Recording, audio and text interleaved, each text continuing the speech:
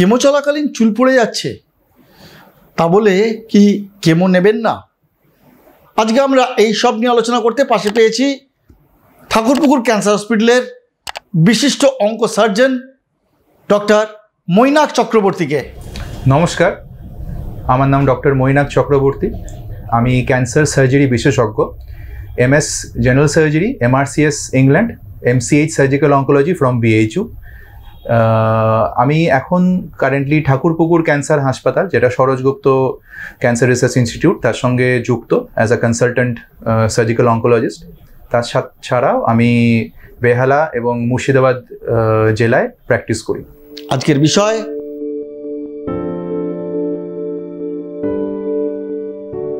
বায়োপসির মানেটা হচ্ছে এটা একটা প্যাথোলজিক্যাল টেস্ট। ক্যান্সার রোগটা ঠিক কী ধরনের রোগ হয়েছে সেটা বায়োপসি ছাড়া কখনোই বোঝা সম্ভব নয়, এবং সেটা ওই রোগটা কোন কিমোথেরাপিতে ভালো কাজ দেবে, সেটা রেডিয়েশনে কাজ দেবে কি দেবে না, সেটার জন্য একটু ছোটো মাংসের টুকরো নেওয়াটা খুব প্রয়োজনীয়।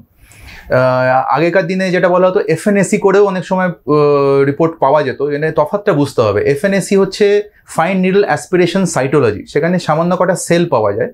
আর বায়োপসি মানে হচ্ছে আপনি পুরো টিস্যুটা তুলে আনলেন।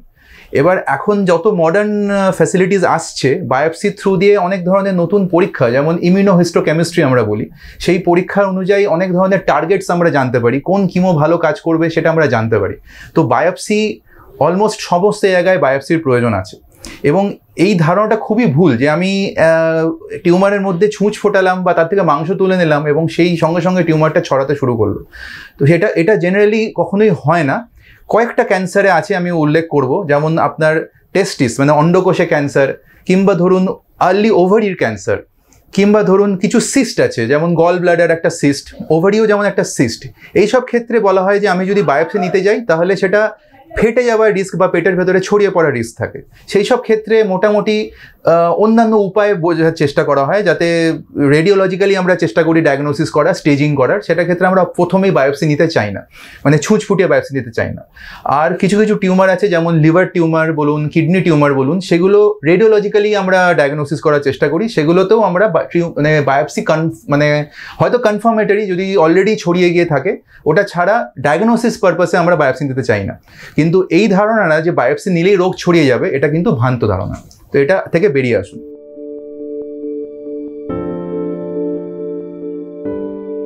কিছুটা সত্যি, কিছুটা মিথ্যে। দেখুন, ব্যাপারটা হচ্ছে চুল কেন পড়ে যায় আগে সেটা বুঝতে হবে।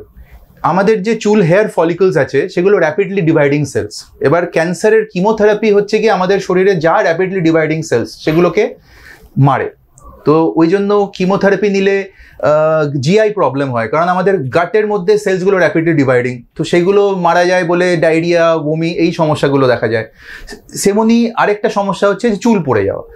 তো এটা বুঝতে হবে যে সমস্ত কিমোথেরাপির জন্য কিন্তু চুল পড়ে না। এখন নতুন মডার্ন থেরাপি যত আসছে, যেমন ইমিউনোথেরাপি, টার্গেটেড থেরাপি, সেগুলো দিয়ে চুল পড়ে না। অনেক ধরনের নতুন অ্যাপারেটাস এসছে, যেমন বলা হয় স্ক্যাল্প কুলিং টেকনোলজি, যেখানে আপনার মাথার মধ্যে একটা মেশিন লাগিয়ে দেওয়া হবে, যেটা দিয়ে খুব ঠান্ডা জল তাড়াতাড়ি মুভ করবে, যাতে ভ্যাসো কনস্ট্রিকশন মানে ধমনীগুলো এতটা শুকিয়ে দেয় মাথার চুলের ওই মোমেন্টে যে কিমোথেরাপি মাথার চুল দিয়ে পাস করতে পারে না, চুলের চামড়া দিয়ে, এবং তাতে কিছুটা চুল পড়া কমানো যায়। তবে আমি এটাই বলবো যে আপনারা অকারণে ভয় পাবেন না যে শুধু চুল পড়ে যাচ্ছে বলে আমি কিমো নেব না। কারণ এটা মনে রাখবেন যে কিমো নেওয়ার 2-3 মাসের মধ্যেই, কিমো শেষ হওয়ার 2-3 মাসের মধ্যেই আপনার চুল আবার যথারীতি ফিরে আসবে। তো কিমোথেরাপি নেওয়ার সময় যদি চুল পড়েও যায় তাহলে চুল শেভ অফ করে দিন, উইক পরে নিন।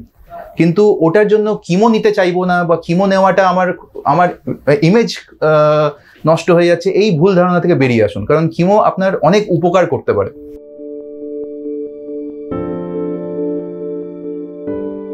এটা একটা খুব কন্ট্রোভার্সিয়াল টপিক, এবং এটা নিয়ে সারা বিশ্বে প্রচুর চর্চা হচ্ছে। অনেকে বলছে যে খুব হেভি ডোজে, যেমন CoQ10 এক ধরনের অ্যান্টিঅক্সিডেন্ট, omega-3 ফ্যাটি অ্যাসিড এক ধরনের অ্যান্টিঅক্সিডেন্টস, যেগুলোকে বলছে কিছু ন্যানোকারকিউমিন এক ধরনের অ্যান্টিঅক্সিডেন্ট, যেগুলোকে লোকে প্রচুর প্রমোট করার চেষ্টা করছে যে হ্যাঁ এইগুলোকে ক্যান্সার রোগ প্রতিরোধ করে, ক্যান্সার রোগ ফিরে আসতে দেয় না। প্রবলেমটা হচ্ছে যে এইটা নিয়ে ডাক্তারদের মধ্যে অনেক সময় অনেক কনফিউশন আছে যে আমি দেবো না, এতে আমার কিছু বেনিফিট হবে না। আমি শুধু আপনাদের একটাই জিনিস বলতে পারি যে কিছু কিছু স্টাডি হয়েছে পৃথিবী জুড়ে। অ্যান্টিঅক্সিডেন্টের কাজটাকে বুঝতে হবে, অ্যান্টিঅক্সিডেন্ট কীভাবে কাজ করে। অ্যান্টিঅক্সিডেন্ট বডিতে যে ফ্রি র্যাডিক্যাল তৈরি হচ্ছে সেই ফ্রি র্যাডিক্যালসগুলোকে কমায় বা ডিস্ট্রয় করতে হেল্প করে।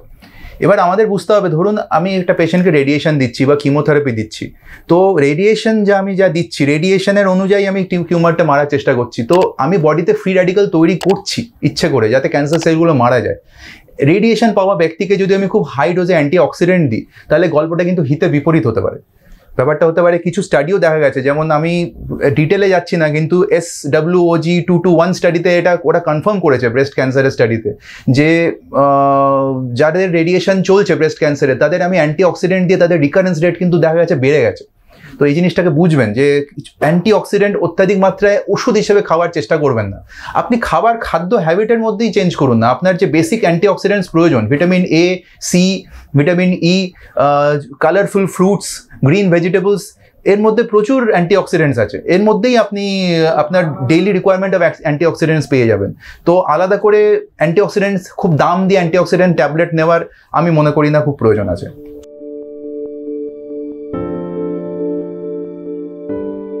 ক্যান্সার রোগের যে এতদিনের ধারণা ছিল যে ক্যান্সার হ্যাজ নো অ্যান্সার, এটা অনেক অংশে কিন্তু চেঞ্জ হয়ে গেছে। ক্যান্সার রোগ এখন একটা খুব কমন রোগ হয়ে দেখা দিয়েছে। প্রত্যেকটা ফ্যামিলির রিলেটিভের মধ্যেই একটা করে কারোর না কারোর ক্যান্সার রোগ পাওয়া যাচ্ছে। যেমন ডায়াবেটিস, হাইপারটেনশন এই ধরনের রোগ ছিল খুব কমন, এখন ক্যান্সার রোগটাও সেরকম কমন হচ্ছে। এবং এই যে ধারণা যে আমার ক্যান্সার ধরা পড়েছে মানে আমি আর বেশি দিন বাঁচবো না, এই জিনিস থেকে বেরিয়ে আসতে হবে। আপনাকে একটা জিনিস বুঝতে হবে যে ক্যান্সারের অনেক স্টেজ হয় এবং সেই স্টেজের মধ্যে যদি রোগটা আর্লি স্টেজে ধরা পড়ে তাহলে কিন্তু অনেক অংশে, মানে কিছু কিছু টিউমার আছে যেখানে 100% কিওর রেট এবং ম্যাক্সিমাম অনেক কটা টিউমার আছে যেখানে 95-90% কিওর রেট পাওয়া যায়। কিওর রেট মানে বুঝতে পারছেন, মানে রোগটা আপনি মুক্ত হয়ে গেলেন, আপনি ক্যান্সার কিওর হয়ে গেলেন। এবং আমাদের দেশে আর্লি স্ক্রিনিং ব্যবস্থার একটু কমতি আছে। বিদেশে দেখা গেছে যে এখন অলমোস্ট 70% ক্যান্সার কিন্তু কিউরেবল হয়ে উঠেছে, সেখানে আমাদের দেশে সেটা এখনো 40-50% রেটে আছে।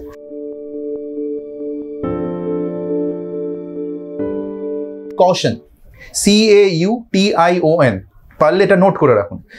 কিছু আর্লি সাইন্স আছে ক্যান্সারের যেগুলোকে আপনাকে খেয়াল রাখতে হবে এবং এই সাইন্সগুলো যদি আপনি পান তাহলে সবসময় একজন ক্যান্সার বিশেষজ্ঞের সঙ্গে আলোচনা করবেন।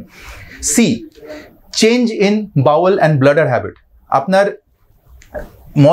মল ত্যাগের সময় আপনার কিছু পরিবর্তন হচ্ছে, মাঝে মাঝে ডায়রিয়া হচ্ছে, মাঝে মাঝে আটকে যাচ্ছে, ওষুধ খাচ্ছেন সারছে না, একটু সন্দেহ প্রকাশ করবেন, একটু ওপিনিয়ন দেবেন।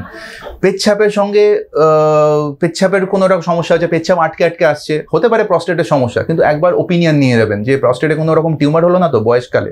তারপরে এর পরে এ হচ্ছে a sore that does not heal, একটা শরীরের কোথাও ঘা আছে কিন্তু সেই ঘাটা আপনার শুকোচ্ছে না, ঘাটা যেন বারে বারে নতুনভাবে ফিরে আসছে।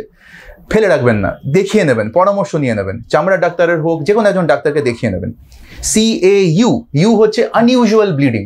আনইউজুয়াল ব্লিড বলতে কি, আপনার মলদ্বার দিয়ে একটা আনইউজুয়াল ব্লিড হচ্ছে, কালো পায়খানা হচ্ছে, কাশির সঙ্গে একটা রক্ত এলো, বা বমির সাথে একবার দুবার রক্ত পেলেন, পেচ্ছাপ করতে গেলেন হঠাৎ করে রক্ত বেরিয়ে এলো, বা ধরুন আপনারা যৌন সংযম করছেন মহিলাদের মধ্যে দেখা গেল তারপরে হঠাৎ করে একটু ব্লিডিং হয়ে গেল, বা ধরুন মেনোপজ হয়ে গেছে তারপরেও দেখেছি মাঝে মাঝে স্পটিং হচ্ছে।